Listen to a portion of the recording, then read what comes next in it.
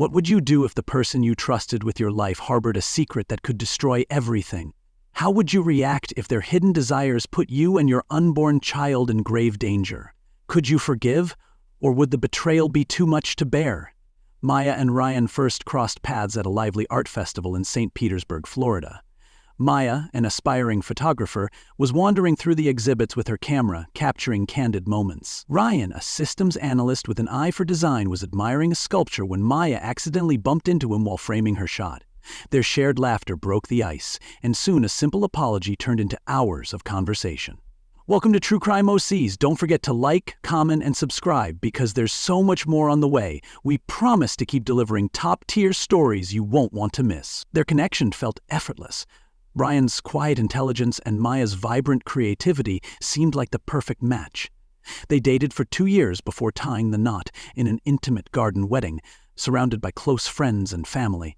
Ryan was everything Maya thought she needed: steady, supportive, and endlessly patient. When Maya found out she was pregnant, her joy was boundless. She imagined their child growing up in the warm embrace of their love. But Ryan had a secret part of his life, a part of his life he'd hidden even from himself for years. He convinced himself he could bury it forever. 4 months into her pregnancy, Maya went for a routine prenatal checkup. When the doctor revealed that she was HIV positive, her world crumbled. Shh. She was stunned, unable to comprehend how this could happen. Confronted with the truth, Ryan's guilt spilled over. He admitted to having an affair with his boss, a powerful and manipulative senior officer at his workplace. The affair was more than a betrayal. It was a reckless act that had endangered both Maya and their unborn child.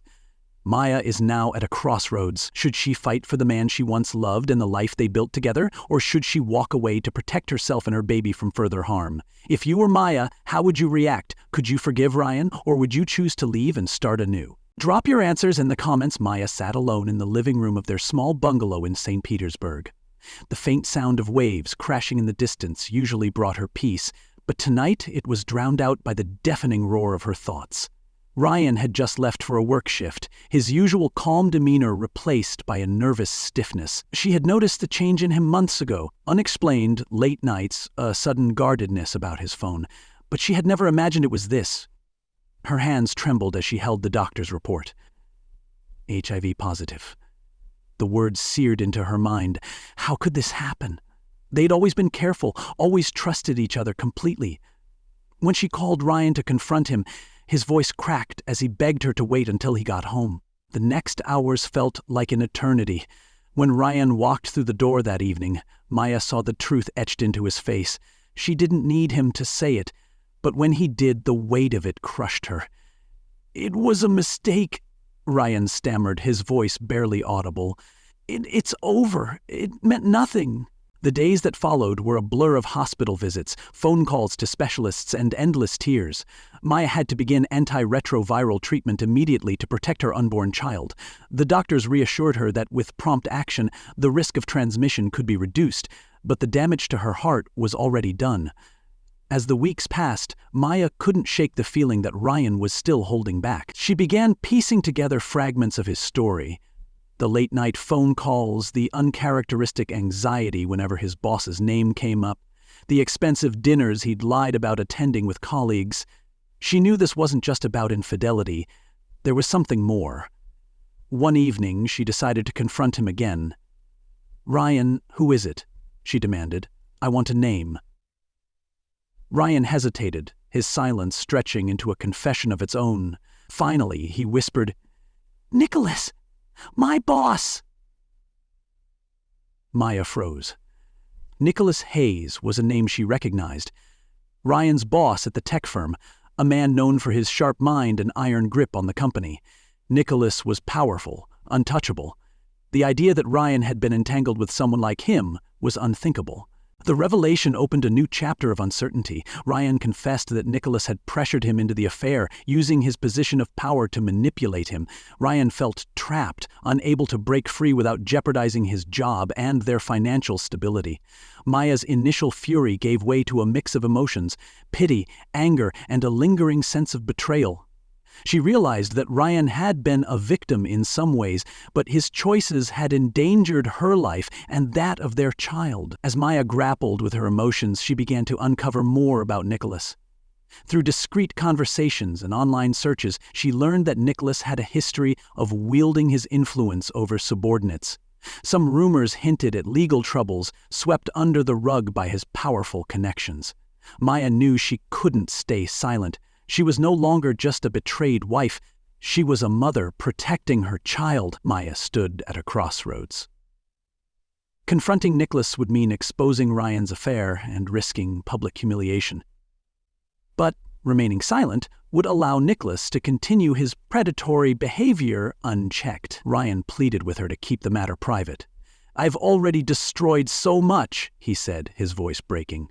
"I don't want to lose you, Maya. I'll do whatever it takes to fix this." Maya's response was cold but firm. "You don't get to decide anymore. You made your choices, Ryan. Now I have to make mine."